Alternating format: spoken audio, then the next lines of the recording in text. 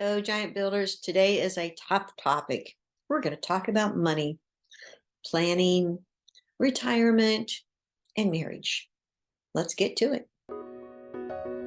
Building spirituality, family, health, and business. This is the Giant Builders with Lois Wyant. Hey, giant builders, it's 2 o'clock, either Tuesday or Thursday, and here we are. So today's guest is Jonathan Granick. Hi, Jonathan. How are you? Hey, Lois. Thanks for having me on. No, it's a pleasure. So tell us a little bit about yourself, please. So I'm out of San Diego, California, and I am an adventure lover, a travel junkie, and a financial planner. And I really love helping people live their best lives and not letting money get in the way of that. Oh, yeah, that's a big green thing that just prevents us from doing things, isn't it? It is. It is. Oh, it's funny. I think of money as a mirror, and how you behave around money allows it to be a tool in your life or a hindrance or a big weight around your ankles. So it's really all how you perceive it and behave around it. So how should we behave around money? Oh, wow. How much time do you have? Well, we can double up on the taping here. So what do you think? Yeah. Oh, man. Well, behavior, I like to say, is 80% of personal finance. So people think of personal finance as like, oh, the hot stock tip and the latest this and the latest that, and what's the trend in Bitcoin. 80% of personal finance is behavior. Only 20% is head knowledge. People usually flip-flop that, or they assume it's flip-flopped. But the way you behave around money is everything. If you can be consistent with saving at a healthy clip and behave in a healthy way around your spending and keeping tabs on things and staying organized, that behavior goes a long way. The challenge is behavior is not logical. It's not black and white. We as human beings are onions. There's multiple layers to who we are. Our history with how we were brought up around money, how our parents handled money. These all shape who we are and how we interact with money. So, there's just so much to say on the behavioral piece, and it absolutely bleeds over from personal finance into psychology, into therapy, into we as human beings are not robots, right? So we're not spreadsheets. Things may make sense on a spreadsheet, but human beings, you have to meet them where they're at. I think a big piece of behavior and money is giving yourself grace. There's a lot of shame, a lot of embarrassment when it comes to money, a lot of triggers, and a lot of limiting beliefs around money. So overcoming those and finding a way to educate yourself, empower yourself, but still be kind to yourself and along the way, those all just play huge roles in having a healthier relationship around money. Tell me, where did your relationship with money begin? I mean, did your parents teach you this process? No, they did not. They are amazing human beings, but they are just not money-minded. I don't even hold that against them. Their parents' generation grew up where a pension covered you. Your company and the government in the form of Social Security covered you.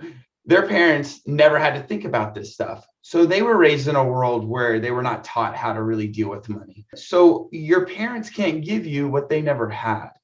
So I don't hold that against them. They're amazing people, kind, just not money-minded. So from watching their challenges, their battles, the impact it had on all the other areas of their life too, I saw that and I said, I want better. I want better for myself and my own children one day. So that was what ultimately motivated it, was just seeing how they behaved around money and the impact it had on their lives in all the other ways. I did a previous interview with an author of Shocking Marriage, and he said that finances is a number one issue for marriages. How can we improve that talk, if you will? Yes, that's a great question. It is leading cause of divorce in the States, or especially in the States where money is, I think, more of a focal point. But how can we improve marriages? So communication is number one. Now, here's the challenge. It requires self-awareness. It requires self-awareness of how you behave around money. If you're not super aware of how you behave around money, how your parents behaved around money, and how their behavior shaped you, you can't really communicate where you're at if you don't fully know where you're at. The reason why, and people in the audience may be listening, like, Jonathan, I know who I am. I know myself. Well, money is one of the easiest things to avoid. It's awkward. It's taboo. It brings up a lot of emotions that usually aren't good, like fear, limiting beliefs, hopelessness. So people avoid talking about money and they avoid thinking about money in many, many instances. There's also the flip side of that, where people think about money way too much. And it's a very unhealthy balance where they're losing sleep at night, always worrying about not having enough. So I like to look at it in two ways. I love talking to couples around money. Why? I find this.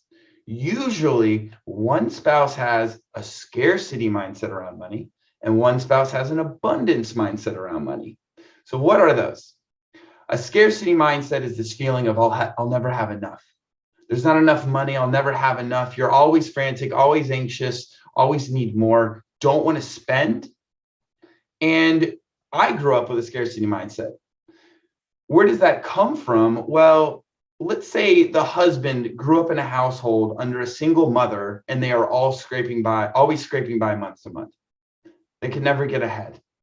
Well, guess what? That husband is going to cling to every dollar he can, and he's going to be terrified of spending money. Let's say the wife grew up in a household that was maybe more well off, in a country club setting. Money was never a concern and it was never talked about. It was just always there. She's not going to worry so much about spending because the money had always been in there in her life experience to this point. And, that's just, they're coming from two completely different angles around money, two different experiences. So she may spend on X, Y, and Z, and the husband gets triggered by it, but he doesn't understand himself well enough to explain with love why he's triggered. He just knows that he's triggered and he doesn't know why. And he's very fearful. He doesn't know why. So he's not able to communicate it clearly because the self-awareness is not there. What does that evolve into? I'm pissed. I'm going to bring up these issues, and then we butt heads. And, that can evolve into divorce if it's not addressed in a healthy way. So as a financial planner, I love helping couples navigate this topic in a healthy way, structuring the conversation, guiding the conversation, derailing it if you notice they start pointing fingers. That's never a healthy way to have a conversation around money as a couple. It's saying, talk about it in the sense of we. How can we do better? What can we do differently? Talking as if you're on the same team.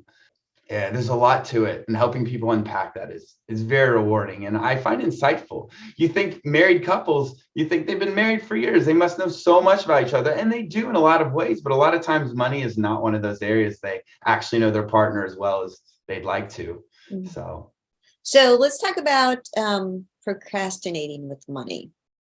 the biggest financial sin, procrastinating with money. It is, how is it harmful? There's a quote I like to share.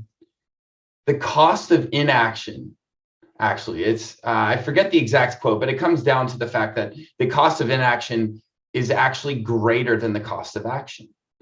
We're deathly afraid of making a mistake, so we don't do anything. But by not doing anything, by avoiding, that's actually your greatest mistake of all. I have a personal story. It's my why for why I became a financial planner. My parents are my why. I love them to death and I do anything for them. But they made many financial mistakes. Again, they don't know what they don't know. And there was no one there to kind of show them a better path. But my mom, there's one mistake out of many that they made, but one mistake she made that cost them $600,000. You're probably thinking, wow, what the hell is that? Well, the $600,000 mistake was insanely subtle, small, and easily overlooked. But when made at an early age, it blossoms into something very large over the course of your life. So what was that mistake? At 32, my mom was burnt out on her job at the government. She was one of the highest paid women in the government at the time in the early 70s. She had basically a retirement plan there with $15,000 in it. Well, she said, I'm done with this government job. I'm going to cash my 401k out and I'm going to go into nursing school and I'm going to use the 401k to pay for nursing school. Well, she cashed the 401k out. She paid penalties. She paid tax on that. So that was not ideal. And she didn't have anyone to intervene in these decisions to say, hey, it'd actually be smarter if you took out a loan and left your 401k alone. Well, she didn't, and there was no one there to intervene, and she didn't know what she didn't know. So she cashed out the 401k, paid for nursing school. Here we are today. Well, if she had left that $15,000 401k alone, it would be worth $600,000 today if she had just invested it in the S&P 500, which is the US stock market. If she just left it alone, that's where it would be today. Now, fast forward to where my parents are now. They are living paycheck to paycheck on Social Security. They are scraping by. My mom has a very small nest egg and then the equity in their home. And that's it. And then they have me, their son, as backup. And I can tell you that has brought many years of stress and pressure on my shoulders.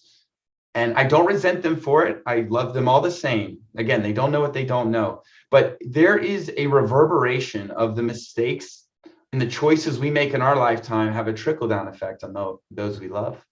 So yeah, I think that's the story, is small, subtle mistakes that you don't even know are mistakes in the time we're making. And over the course of so many decades, they really blow up into big things. So in your information that I received, you mentioned something called passion income.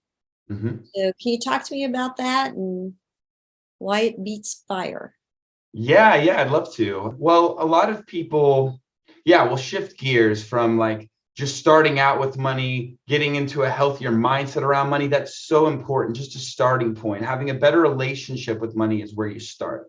Having a better way of viewing money and thinking about money is a better way to start. Psychology of Money is actually a very good book for getting a better, The Psychology of Money by Morgan Housel. I recommend it to all your listeners to getting a better mindset around money.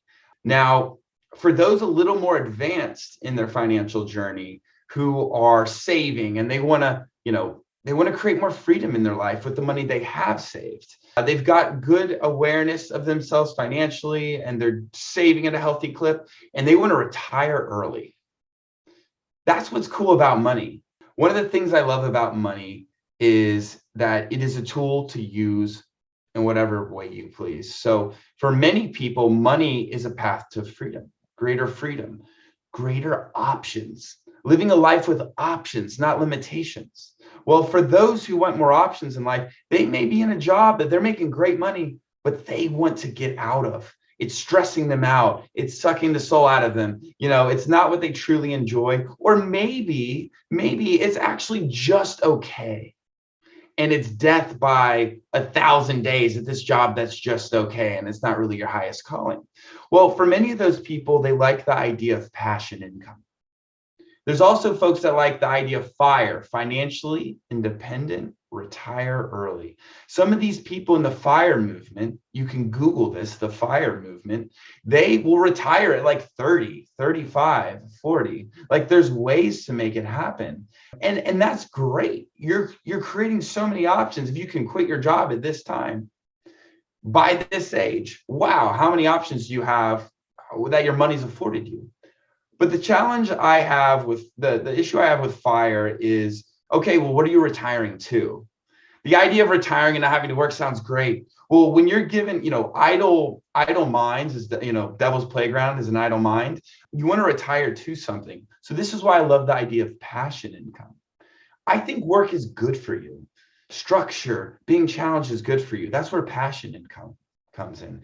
I created a financial plan recently for a client. He's 40. He's got his own business, but he's like, Jonathan, I don't love this. It's okay. It's doable. But in 10 years, by the time I'm 50, I want to be able to make $20,000 a year doing whatever the hell I want something I love, something I'm passionate about, and I only need to make 20 grand a year. How do we make that happen? Well, I was able to crunch numbers for him and say, all right, well, if you earn this much per year and you're able to save this much and you're able to save to these accounts invested in this way, by the time you're 50, the numbers support the idea that you can shift into a place of passion income where you're doing what you love and you're passionate about, and you only need to make 20 grand a year in that instance.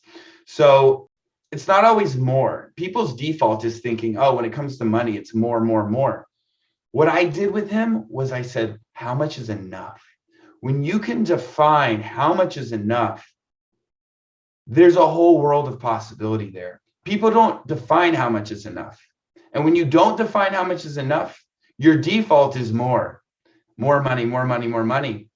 So, it's finding a balance and not working too many years too hard I think we're all familiar with that story of like the retiree who worked their butt off and didn't spend enough time with family and loved ones to make all this money. And then they die at the end of the day, they're on their deathbed. Or I wish I didn't work so much, because they got maybe $1 million in the bank that they never even used in their lifetime. So it's finding a balance between life and the money side of things. Before I started recording, we were talking about a 5-pillar system. Pillars intrigue me because we're based on 4 pillars. So talk to me a little bit about your 5 pillars. Sure. So the 5 pillars, it's Maslow's hierarchy of needs, if anybody in the audience is familiar with that. What Maslow's hierarchy of needs is essentially how our brain works. We have our most basic needs, your physiological needs, on the bottom of the pyramid, like air, water, food, shelter. That's the most basic needs. And all the way up to the top, which is self-actualization, being the most that you can be. And there's areas. So the first layer is physiological needs, air, water, food, and shelter. The second layer is safety needs, personal security, feeling safe, being financially provided for, being healthy. The third layer is love and belonging, friendship, intimacy, family, connection. The fourth layer is esteem, being respected, having status, recognition, freedom. And then the fifth layer is self-actualization, becoming all that you can be, the most that you can be. And usually what that entails is giving back, starting a charity, impacting the world for the better, making the world a better place, giving back to others. It's less self-focused and more being the best you can be to change the world. So where does money tie into Maslow's hierarchy of needs? Well, if you're struggling with money, see, the bottom 2 layers are the most important. When you're living paycheck to pay, this is literally how our brains are wired. When you're living paycheck to paycheck and you're not fully providing for the first 2 layers, you don't feel safe, you don't feel financially secure, your brain literally cannot think about esteem, respect, love, and belonging. You can't think about it in the same way because you got to fill your own cup before you can be there for others. Well, being there for others, relationships, that's what life's about, the most beautiful thing about life. But if you're not filling up your own cup because your finances are in a mess, then you're not able to reach those higher levels of Maslow's hierarchy of needs. Your brain literally can't focus on them. What I do as a financial planner is I help people secure those bottom 2 layers. Let's get your financial situation sorted to where you feel a sense of safety, security in the future, and you feel provided for. We run the numbers to show you'll be provided for. When you feel that peace of mind around the financial side of your life, that allows your brain to shift gears into the higher levels of being your best self, which is love and belonging, connection, your career purpose, and self-actualization, which is giving back to the world and being there for others. So does that make sense? Is that a helpful? That makes a lot of sense. Yeah, that's really great. Give me another tip here. How is it that you're flying without pain? Oh yeah, I'm big into travel hacking, is what they call it. So it's leveraging credit card rewards to fly for free. Now, here's my disclaimer as a financial planner. If you don't have a healthy relationship with credit cards or debts, that's the biggest thing. if you are in a position, I only suggest this idea for those who are able to pay off their credit cards in full every month at the end of the month. If you're in a place where you have credit card debt lingering over from month to month, I do not want to dig you deeper into a hole. So that's my disclaimer up front. But for those who have a healthy relationship, they're able to pay their credit cards off at the end of every month. Well, there are a lot of credit card rewards out there with sign-up bonuses and things like that that you can take advantage of to build points. So I'm sure everyone out there is probably pretty familiar with this, but you can go through and open up different credit cards to build up certain rewards, and literally the power there is it's very it's incredible if you use them in the right way. I have not paid for a flight since 2017, and credit card rewards are the reason why. I've never allowed myself to let a credit card balance carry over from month to month. I always pay it off at the end of the month. People have a lot of fears of, well, if I open up multiple credit cards and I use them to build rewards, well, there's going to be an issue with, like, my credit score is going to fall. You want your credit score to be in a good place. If you don't have a great credit score, again, this isn't a strategy for you at this juncture. But if you do have a strong credit score, you pay off your credit cards at the end of the month, you can leverage, sign-up bonuses on these credit cards to build up a lot of points and be able to travel the world for free or cheap. Well, tell me, how do you help people as a financial planner? Yeah, absolutely. Oh gosh, it's way deeper than dollars and cents. Oh, you're the investments guy. You're watching the stock market, right? Like, what's the latest hot stock? Like, tell me about tax deductions and things like that. Financial planning talks on the numbers, but financial planning, how do I help people as a financial planner? I help them get out of their own way first. So this is behavioral. This touches on psychology, behavior, what's their vision for their life. We talk about these things before I ever talk about what are the numbers, what are the dollars and cents, what are the investments. So yeah, the first thing I do is I ask them open-ended questions about their history with money.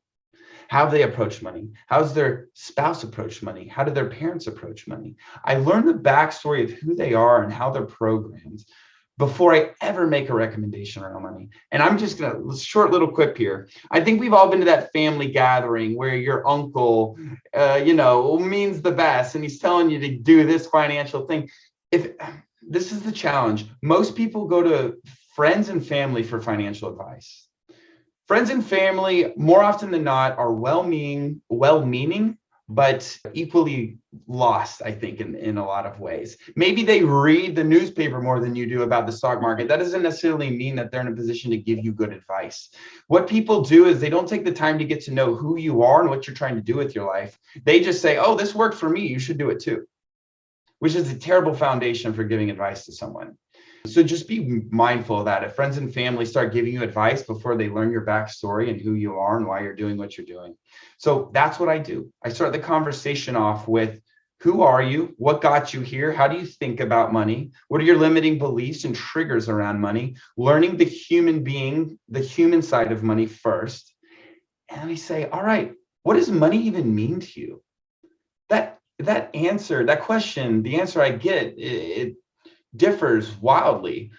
Generally people will say freedom. Well, what does freedom mean to you? Somebody says freedom is to be ability to stay in the job I'm doing now until I'm 65. For some people, they're like, I want to get the hell out of this job. I want to work in a nonprofit and I want to make X income. So digging into what is freedom, that's way too vague of an answer. So I help people take vague ideas and create goals. What are your goals with your money? Most people don't actually know how to answer that question. I just don't want to feel stressed about it. I just want peace of mind. That's usually where people are coming from. All right, well, let's define it. When I ask people, what are their goals? See, the challenge is goals are vague unless they can be quantified. I help people quantify goals. They say, oh, my goal with my money is to feel more freedom. Okay, well, how do you quantify freedom? Well, you quantify freedom by saying, well, okay, freedom actually to me means being able to retire at 40, living on X amount per year. Okay, now we have something we can plan around.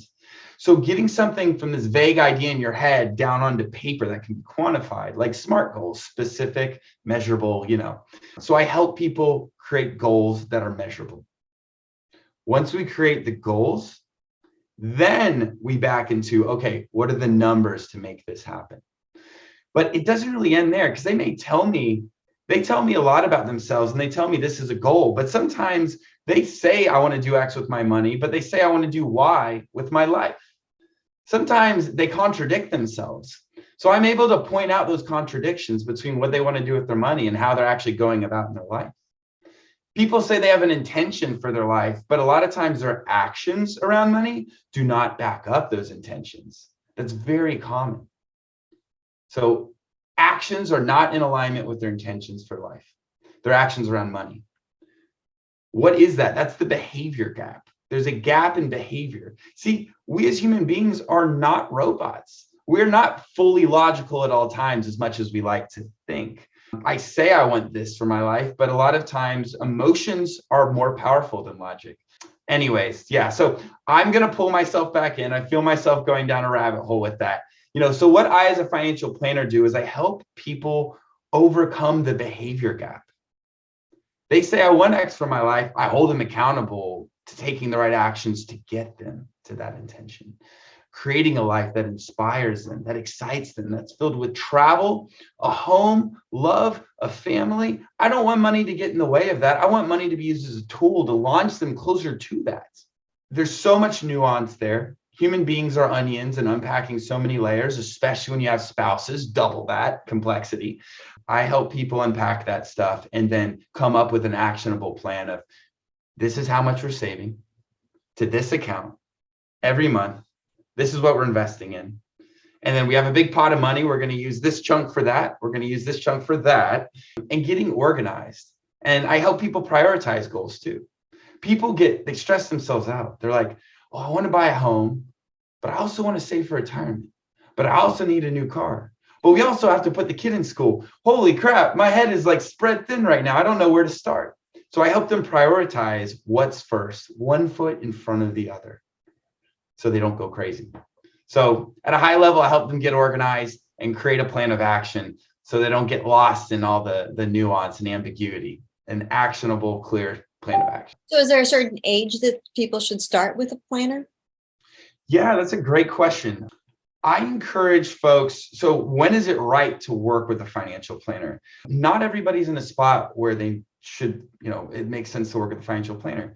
If you're in a spot where you are living month to month, you're heavily in debt and you're living month to month and you're just scraping by, but you feel like, okay, my spending habits are out of whack, I encourage you to work with a financial coach. Financial coaches focus on the behavior piece, and they get you out of this cycle of living month to month, scraping by. And when you get to a place where there is excess to plan with, you've been able to save, or let's say you have a high income and you have extra money at the end of the month, but you don't know what to do with it. That's where a financial planner comes in. They help you plan with the excess. So if you're scraping by month to month, consider talking to a financial coach. But if you're in a place where there is access to plan with, a financial planner is a good person to speak with that can help you think big picture on what to do with it. As far as an age, I actually work with folks in their 20s, 30s, and 40s. I specialize. People by default think, oh, financial planners, like you help people in retirement or about to retire. I want to kill that narrative. If my mom had been working with a financial planner at 31 when she made that $600,000 mistake, guess what? She wouldn't have made that $600,000 mistake. So actually, if you can right the ship at an earlier age, your greatest asset is time. And if you can make smart decisions now, you have decades of compounding benefits from making those smart decisions now. So very passionate about it. It's never really too, yeah, earlier the better, really, when it comes to anything financial. Yeah. So what's the best way to get in touch with you? Yeah, you can reach out to me. wonderwealthfp.com is my website. Maybe you can link it in the show notes for the listeners. Yeah, please reach out. I love helping people. I love pushing people forward. the core, the real reason I got into this business is to help people more than anything. So if you're in a position where you're lost with your money and you want some direction, some guidance, please, I'll be a resource for you. Go to my website. There's an intro meeting link on the contact tab of my website. Pick a time off my calendar, set up a 30-minute call, and I'm happy to chat with you and help move you forward. And if we're a fit together, great, we can explore that. If we're not a fit, then I'll push you in the right direction towards someone who might be a better fit for you to help you get the help that you need and that you're looking for to help support you in this journey. I think it's amazing when people acknowledge that, okay, I'm not handling my money in a way that I feel good about. I want to empower you to take action and get the help you need. So is there a state requirement with financial planners? Like you can only work with people in your own state, or is it open to the whole country? Great question. I work with folks all over the country. There are like rules around being licensed in that state, but there's a de minimis rule. You can have up to 5 clients in any state. So without boring you with all that stuff, yeah, I work with folks all over the country. Okay, great. That's good to know. All right. Any closing thoughts? I would say procrastination around money is the biggest financial sin. So if you're in a place where money has stressed you out to the point where you avoid it, because we have enough stressors in our life, we don't want to deal with money. It's another thing. It's one of the easiest things to kick the can down the road because the cost of inaction is subtle. The cost of action is obvious. I go through this conversation with folks who want to work with me. The cost of working with me up front is scary, or the cost of doing any action is scary up front because it's obvious, it's known. But the cost of inaction is actually vastly larger. Time and time again, what you're not doing, you can't see up front. It's subtle, but it's a vastly larger cost in the long term. So I encourage you to choose to overcome this idea of procrastination around money. Starting points for doing that would be, it doesn't have to be just talking to a financial planner. That is one way to do it, but you can also reach out. There's great resources out there. The Psychology of Money is a great book by Morgan Housel. I talked about it before. That's a really great book to start with, to just open your mind up to these financial concepts. The Millionaire Next Door is another great book as well. So I encourage you, there's podcasts out there on financial topics as well. So I encourage you to just educate yourself. And the more, money's scary for a lot of people, but if you start reading about these concepts in a book, each little step you take to familiarize yourself and think about it a little bit more, it becomes a little less scary each time. So fear and procrastination are your biggest enemies, not making the wrong choice, so to speak. It's another way to look at it, at least. Oh, that's good. Well, Jonathan, thank you so much. That was just so much information. I am just really glad that we had this time together. Awesome. Thank you so much for having me on, Lois. I appreciate it. I really enjoyed it. All right, Giant Builders. We'll see you next time. Remember, Tuesdays and Thursdays at 2:00. Don't miss us. Thank you for listening. This has been The Giant Builders with Lois Wyant.